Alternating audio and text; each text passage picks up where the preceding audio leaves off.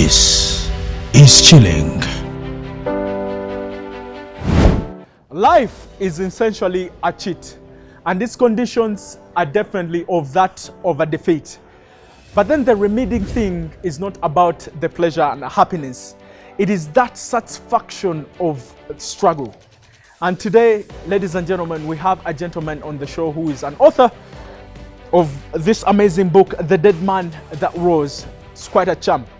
This man has been through insurmountable odds. He has such an inspiring story. You have to tune in to find out the rest of his story. So this is the best of the good life. My name is Jago, and please join us as we interact with this young man. Don't move an inch.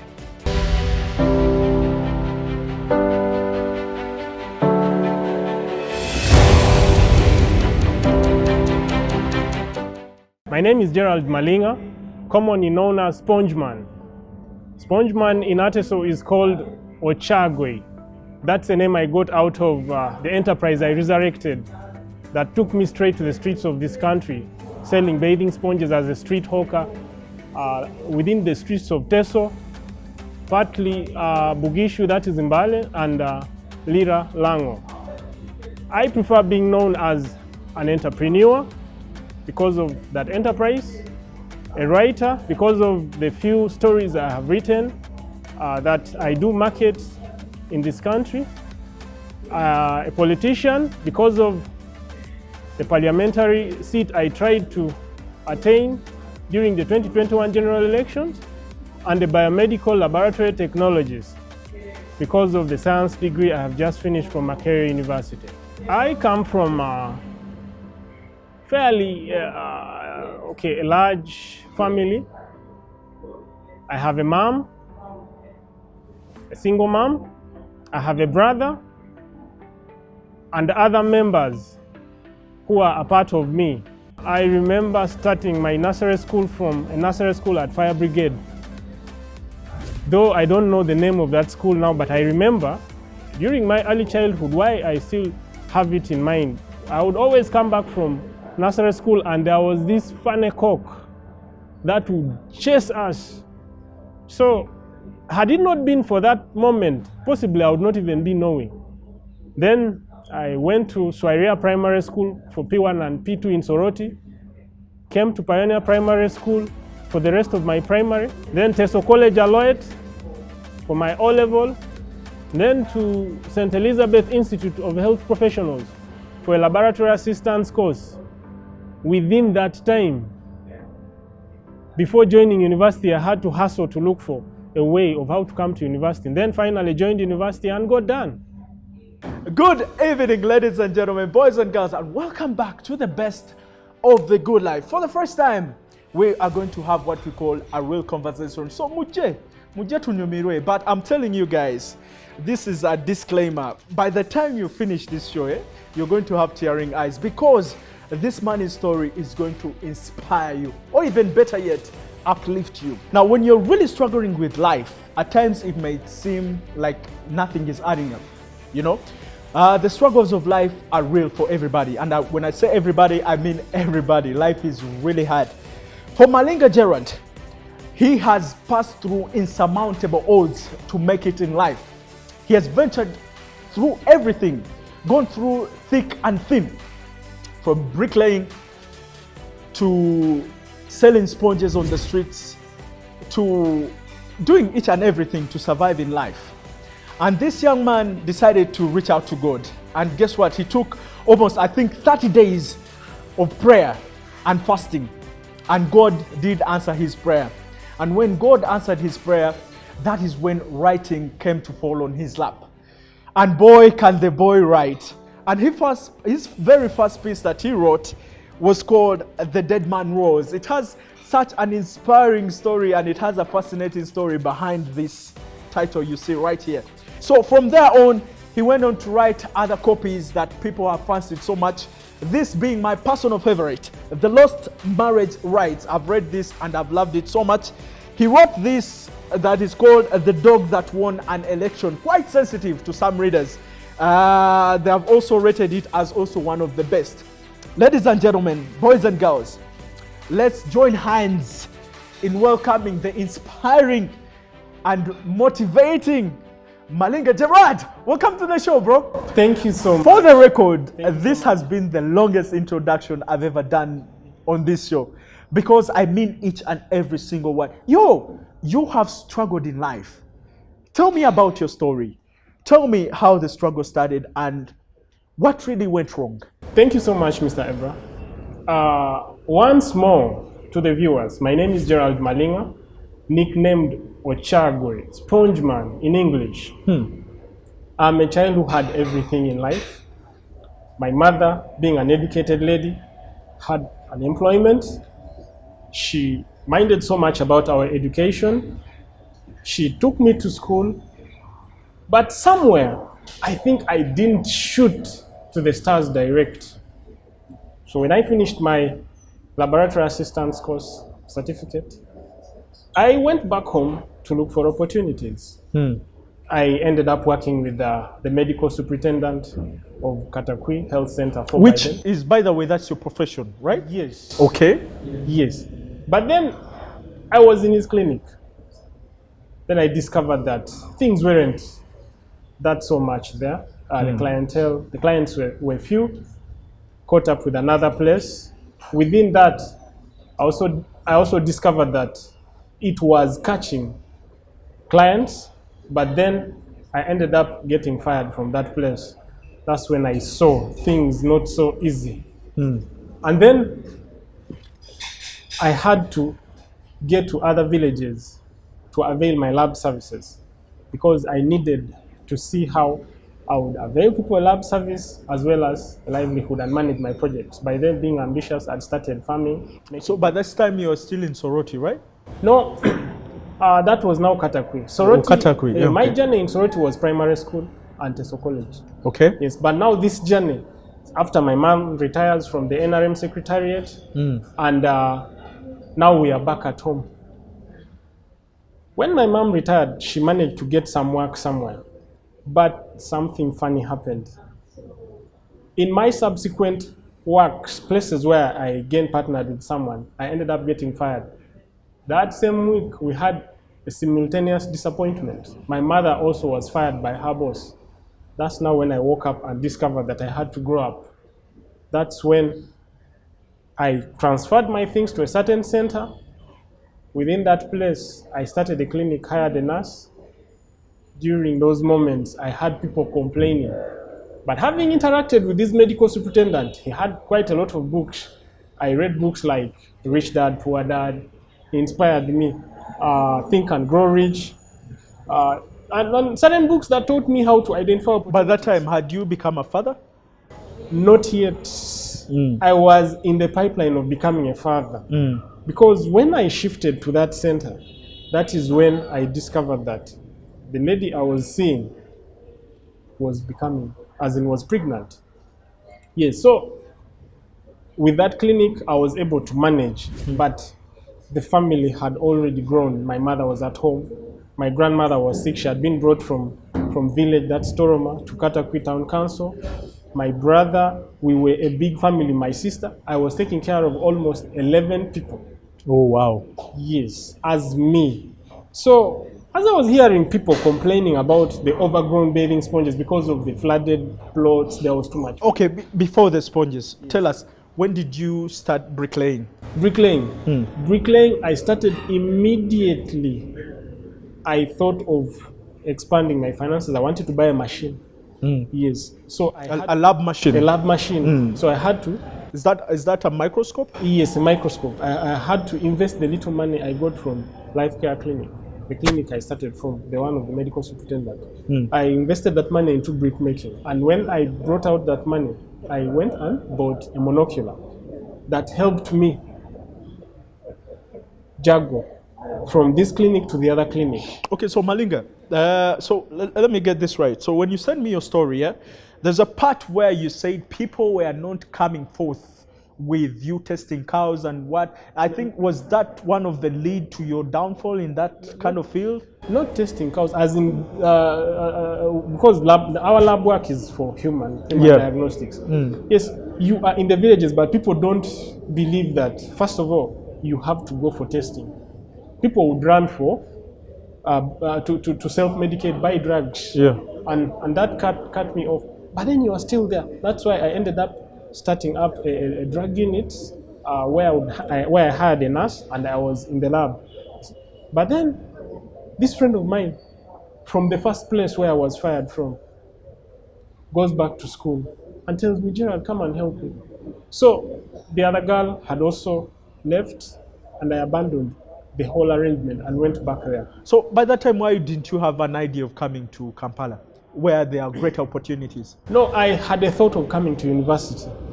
That is why I was diversifying my means of earning. That's why I started bathing sponges and other things. So in that moment, I was an ambitious man, embedded into the community.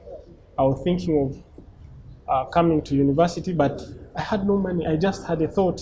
So one way was to, let's say, diversify my bathing sponge enterprise, because I saw I would always come to Soroti and come back with like 300,000 in like by the end of the week, because I'd like employed a tailor. So It was a booming business at the start. yeah, so I saw prospects. So I decided to serve seeds to farmers. I said, I think I'm going to sell this from the streets of Kampala while going to class and coming to the streets. Yeah, I did that. Then plan 2 was to come back to contest, to go back to contest as member of parliament, because the reason for coming to university was to earn that degree, but I should also self-actualize for legislative politics, because sometimes people believe in people who have gone high in education. So those 3 plans I saw, they were not realistic. That's when I go to God. So those 3 plans, one was to run for office, public office. Yes. Another one was to go back to the university. Yes. Which was the third one? The first one was sponges. Sponges. Second was to go to university. So that after that, I will now come contest. But then we're seeing the sponge business being booming at the beginning. Boom, yes. So now we know that sponge is a seasonal thing. I discovered it was seasonal and it wasn't going to help me. Then I said, God. How come? Because you were earning some good amount from it. Why wasn't it helping you? You see, there is you making projections and you have to face the reality. One, I saw it booming, but besides the booming, it was seasonal. January, Feb, March, by April, shops don't have them and they are like hot cake. So I said, let me serve seeds farmers. But again, whenever I would serve, these people didn't know how to produce the massive number. And that thing disappointed me. I saw myself at a losing end if I were to come to university. So that's when I said, I think God, in one of my understandings, when I turned myself to God and I said, God, I think I have to dedicate my life to you. Most people call it being born again. I really had to get to God. But when I discovered at the end of it all, I realized there was nothing you would ever make in life without the input of God. Well, this might seem like a nice bag because we're just getting started. What an inspiring young man Malinga is. Now, he decided to take a political journey that crumbled. We shall find out when we return after this break. So don't go anywhere. Stay with us. This is Chilling. And today we decided to hang around what we call the boo-boo shop. They have each and everything that is built by and made by a Ugandan. And such nice art craft. So why don't you bring your books here and sell with these people? They have quite a display. What do you think, Malinga? Actually, that's a good suggestion. Yeah. Personally, I didn't know there was a boo-boo shop at this joint. Are you a kind of person who supports boo-boo? I support boo-boo. Yeah. First of all, I am a patriot. Okay. And I am a nationalist. I am a Pan-Africanist. When you look at my ideas, they are Pan-African ideas. They are nationalistic ideas. So there are people who don't like facts. Yeah. Yes, I'm one man. If I don't punch you, I'll punch my anger onto the book. Oh, we may be having our own version of Kwame Nkrumah in the making. Guys, stay with us. Don't go anywhere or don't move an inch. Don't dare touch that remote control. This is Chilling.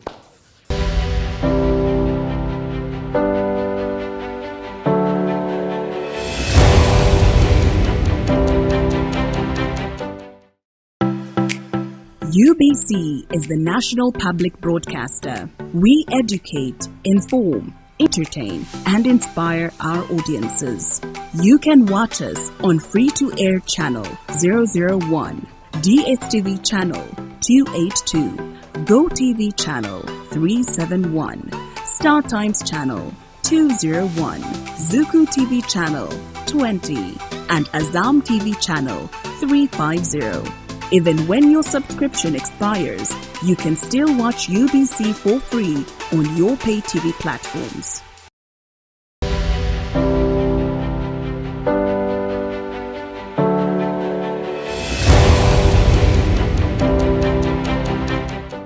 Hello and welcome back to the best of the good life. More than ever, my name is Drogo, and what you're watching is called Chilling, one of the best shows on this land.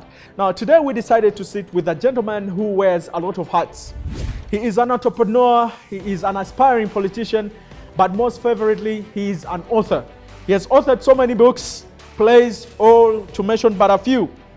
The dog that won an election. We shall talk about this.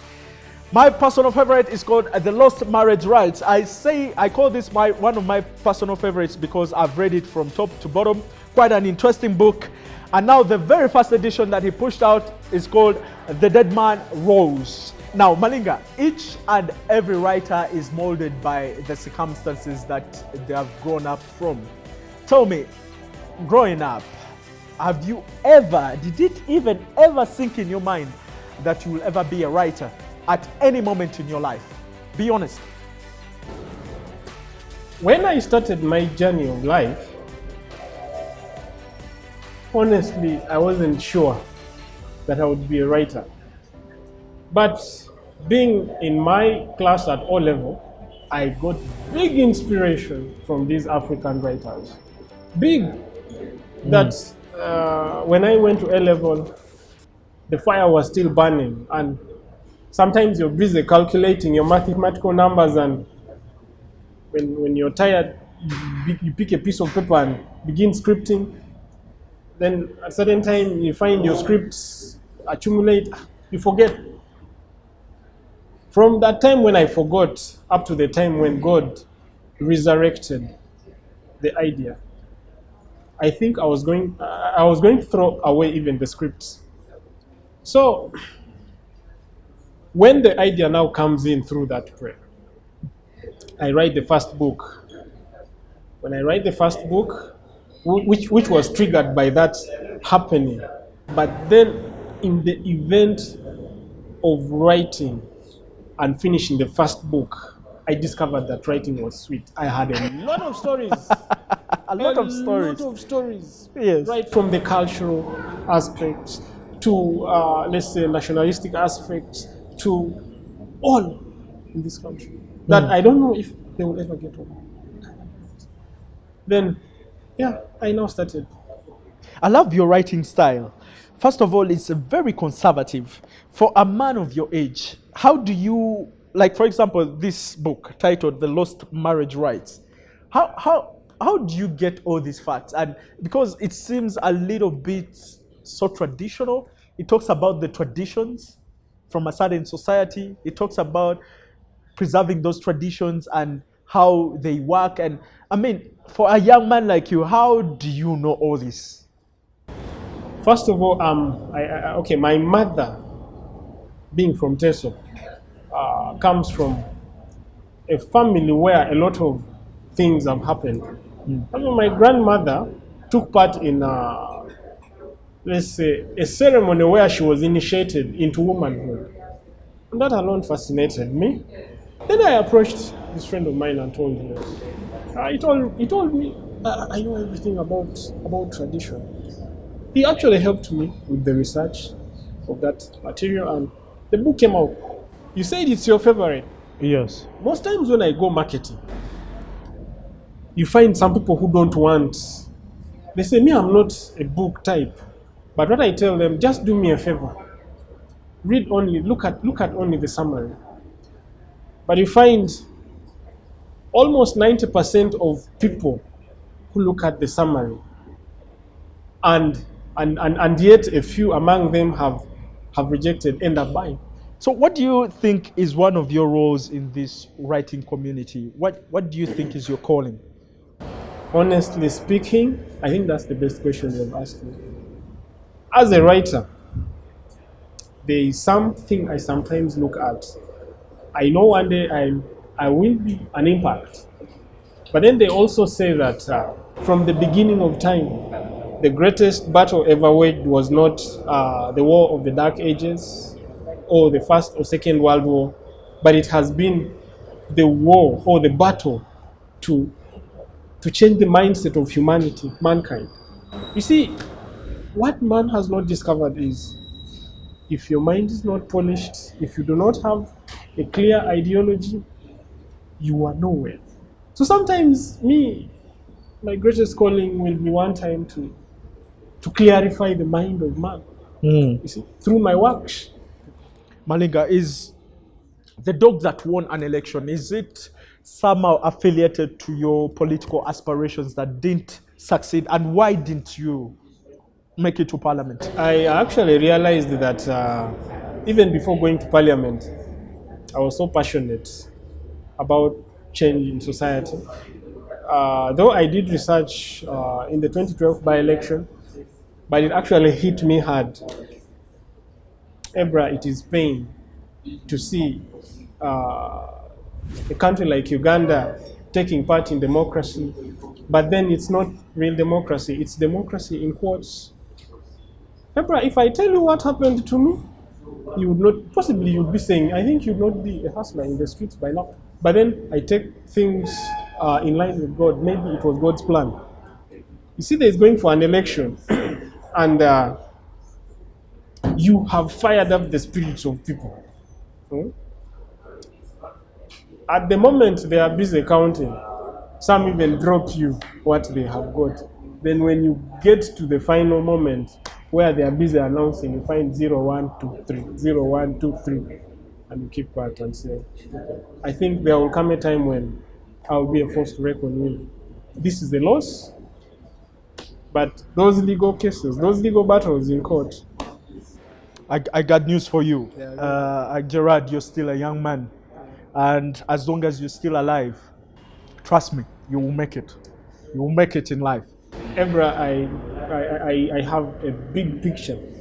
I actually realized dreams come true. Somewhere you are in deep slumber and you find yourself, this is where God is taking me. And you say, okay, I think my task is to avail myself for that vision. The rest I leave to God. Gerard, this has been an amazing time. Thank you very much for sparing some time and sitting with me on Chilling. Thank you so much. Please follow a brother. Get yourself a copy. He has amazing book. It's a catalog of so many books. He's a good writer. He writes good stories that are unique and quite educative and sensitizing as well. So, Gerard, if I may ask, like, for example, how much would a copy like this cost? Depends. If you are far away and I have to post it to you, it means I'll give it to you, like the lost marriage rights and the dog that won an election. I'll give it to you at 15. 5,000 is posted. Wow, it's very affordable. Then the dead man drawers, I'll give it to you at 20,000. 5,000 is posting price. Come on, guys. Support a brother to move bigger steps. Such affordable books like this. You can get this at 10,000, but if he's going to deliver it to you personally, 15K. Come on, like a 15K. So I know some of you who can spend like a 15K in just 1 minute. Come on, look out for him. He's called Malinga Gerald. And your contact numbers in case they need to contact you personally? In case they need to contact me personally, you can call me on 0777 042787 or 0704 061 738. All right, Chilling today had a conversation with an author. Next time, who knows we're having on the show next. So tune in and bye. Have a good evening. Thank you very much for tuning into the show.